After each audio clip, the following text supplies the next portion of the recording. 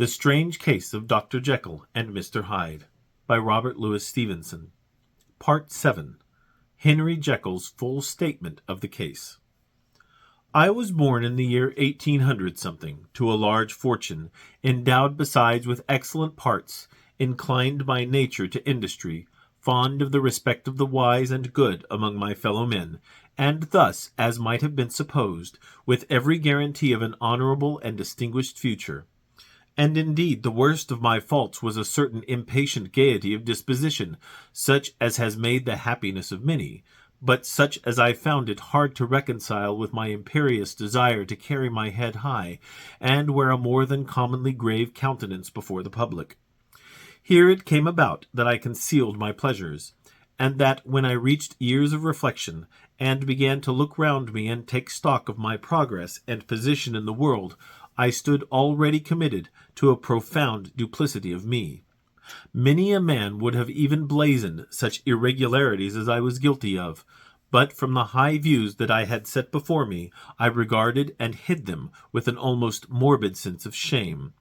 It was thus rather the exacting nature of my aspirations than any particular degradation in my faults that made me what I was, and, with even a deeper trench than in the majority of men, severed in me those provinces of good and ill which divide and compound man's dual nature.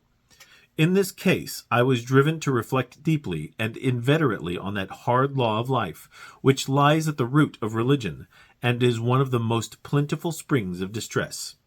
Though so profound a double-dealer, I was in no sense a hypocrite. Both sides of me were in dead earnest. I was no more myself when I laid aside restraint and plunged in shame, than when I labored in the eye of day at the furtherance of knowledge or the relief of sorrow and suffering. And it chanced that the direction of my scientific studies, which led wholly towards the mystic and the transcendental, reacted and shed a strong light on this consciousness of the perennial war among my members. With every day, and from both sides of my intelligence, the moral and the intellectual, I thus drew steadily nearer to that truth, by whose partial discovery I have been doomed to such a dreadful shipwreck, that man is not truly one, but truly two. I say two, because the state of my own knowledge does not pass beyond that point. Others will follow, others will outstrip me on the same lines, and I hazard the guess that man will be ultimately known for a mere polity of multifarious, incongruous, and independent denizens. I, for my part, from the nature of my life, advanced infallibly in one direction, and in one direction only. It was on the moral side, and in my own person, that I learned to recognize the thorough and primitive duality of man. I saw that, of the two natures that contended in the field of my consciousness, even if I could rightly be said to be either, it was only because I was radically both, and from an early date, even before the course of my scientific discoveries had begun to suggest the most naked possibility of such a miracle, I had learned to dwell with pleasure, as a beloved daydream, on the thought of the separation of these elements. If each, I told myself, could be housed in separate identities, life would be relieved of all that was unbearable. The unjust might go his way, delivered from the aspirations and remorse of his more upright twin, and the just could walk steadfastly and securely on his upward path, doing the good things in which he found his pleasure, and no longer exposed to disgrace and penitence by the hands of this extraneous evil. It was the curse of mankind that these incongruous faggots were thus bound together, that in the agonized womb of consciousness these polar twins should be continuously struggling. How, then, were they dissociated? I was so far in my reflections when, as I have said, a sidelight began to shine upon the subject from the laboratory table. I began to perceive more deeply than it has ever yet been stated the trembling immateriality, the mist-like transience of this seemingly so solid body in which we walk attired. Certain agents I found to have the power to shake and pluck back that fleshly vestment, even as a wind might toss the curtains of a pavilion. For two good reasons I will not enter deeply into this scientific branch of my confession. First, because I have been made to learn that the doom and burthen of our life is bound forever on man's shoulders, and, when the attempt is made to cast it off, it but returns upon us with more unfamiliar and more awful pressure. Second, because, as my narrative will make, alas, too evident, my discoveries were incomplete. Enough, then, that I not only recognized my natural body from the mere aura and effulgence of certain of the powers that made up my spirit, but managed to compound a drug by which these powers should be dethroned from their supremacy, and a second form and countenance substituted, none the less natural to me because they were the expression and bore the stamp of lower elements in my soul. I hesitated long before I put this theory to the test of practice.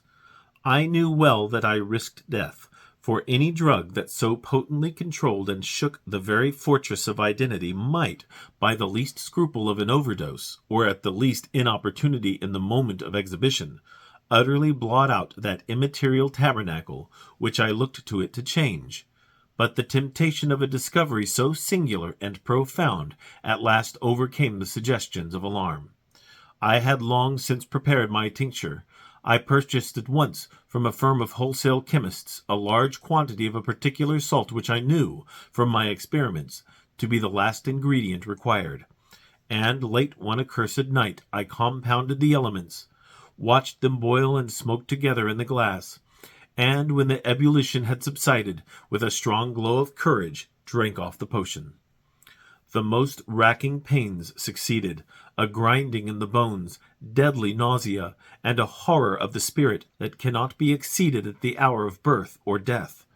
Then these agonies began swiftly to subside, and I came to myself as if out of a great sickness. There was something strange in my sensations, something indescribably new, and, from its very novelty, incredibly sweet. I felt younger, lighter, happier in body. Within I was conscious of a heady recklessness, a current of disordered sensual images running like a mill race in my fancy, a solution of the bonds of obligation, an unknown but not an innocent freedom of the soul. I knew myself, at the first breath of this new life, to be more wicked, tenfold more wicked, sold a slave to my original evil, and the thought in that moment braced and delighted me like wine. I stretched out my hands, exulting in the freshness of these sensations, and in the act I was suddenly aware that I had lost in stature. There was no mirror at that date in my room. That which stands beside me as I write was brought there later on, and for the very purpose of these transformations. The night, however, was far gone into the morning. The morning, black as it was nearly ripe for the conception of the day.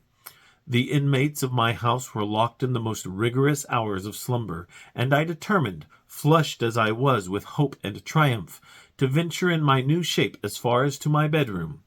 I crossed the yard, wherein the constellations looked down upon me. I could have thought with wonder the first creature of that sort that their unsleeping vigilance had yet disclosed to them.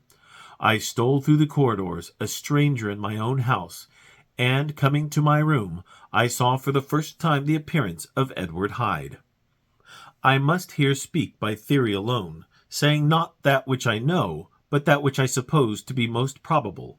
The evil side of my nature, to which I had now transferred the stamping efficacy, was less robust and less developed than the good which I had just deposed. Again, in the course of my life, which had been, after all, 9/10 a life of effort, virtue, and control, it had been much less exercised and much less exhausted. And hence, as I think, it came about that Edward Hyde was so much smaller, slighter, and younger than Henry Jekyll. Even as good shone upon the countenance of the one, evil was written broadly and plainly on the face of the other. Evil besides, which I must still believe to be the lethal side of man, had left on that body an imprint of deformity and decay. And yet when I looked upon that ugly idol in the glass, I was conscious of no repugnance, rather of a leap of welcome. This too was myself. It seemed natural and human. In my eyes it bore a livelier image of the spirit. It seemed more express and single than the imperfect and divided countenance I had been hitherto accustomed to call mine. And in so far I was doubtless right. I have observed that when I wore the semblance of Edward Hyde, none could come near to me at first without a visible misgiving of the flesh.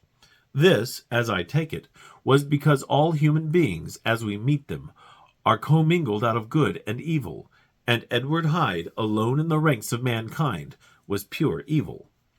I lingered but a moment at the mirror. The second and conclusive experiment had yet to be attempted. It yet remained to be seen if I had lost my identity beyond redemption, and must flee before daylight from a house that was no longer mine. And, hurrying back to my cabinet, I once more prepared and drank the cup. Once more suffered the pangs of dissolution, and came to myself once more with the character, the stature, and the face of Henry Jekyll. That night I had come to the fatal crossroads. Had I approached my discovery in a more noble spirit, had I risked the experiment while under the empire of generous or pious aspirations, all must have been otherwise, and from these agonies of death and birth I had come forth an angel instead of a fiend. The drug had no discriminating action. It was neither diabolical nor divine. It but shook the doors of the prison-house of my disposition, and like the captives of Philippi, that which stood within ran forth. At that time my virtue slumbered. My evil, kept awake by ambition, was alert and swift to seize the occasion, and the thing that was projected was Edward Hyde. Hence, although I had now two characters as well as two appearances, one was wholly evil, and the other was still the old Henry Jekyll, that incongruous compound of whose reformation and improvement I had already learned to despair. The movement was thus wholly toward the worse. Even at that time I had not conquered my aversions to the dryness of a life of study. I would still be merrily disposed at times, and as my pleasures were, to say the least, undignified, and I was not only well known and highly considered, but growing towards the elderly man, this incoherency of my life was daily growing more unwelcome. It was on this side that my new power tempted me until I fell in slavery. I had but to drink the cup, to doff at once the body of the noted professor, and to assume like a thick cloak that of Edward Hyde. I smiled at the notion. It seemed to me at the time to be humorous, and I made my preparations with the most studious care.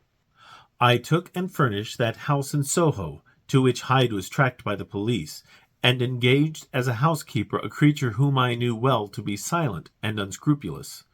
On the other side, I announced to my servants that a Mr. Hyde, whom I described, was to have full liberty and power about my house in the square, and to parry mishaps, I even called and made myself a familiar object in my second character.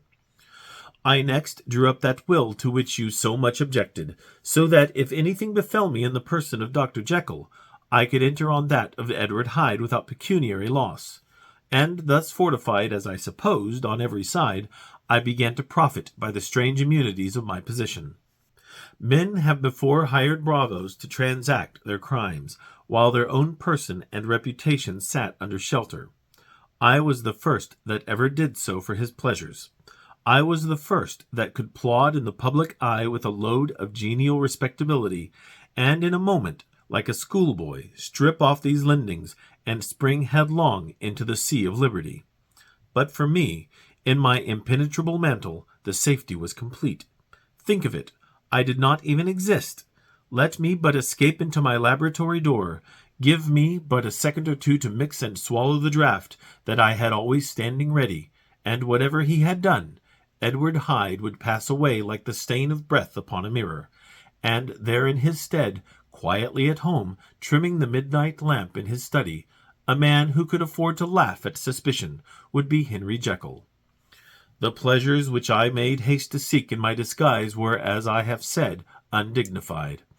I would scarce use a harder term, but in the hands of Edward Hyde they soon began to turn toward the monstrous. When I would come back from these excursions, I was often plunged into a kind of wonder at my vicarious depravity. This familiar that I called out of my own soul, and sent forth alone to do his good pleasure, was a being inherently malign and villainous. His every act and thought centered on self, drinking pleasure with bestial avidity from any degree of torture to another, relentless like a man of stone. Henry Jekyll stood at times aghast before the acts of Edward Hyde, but the situation was apart from ordinary laws, and insidiously relaxed the grasp of conscience.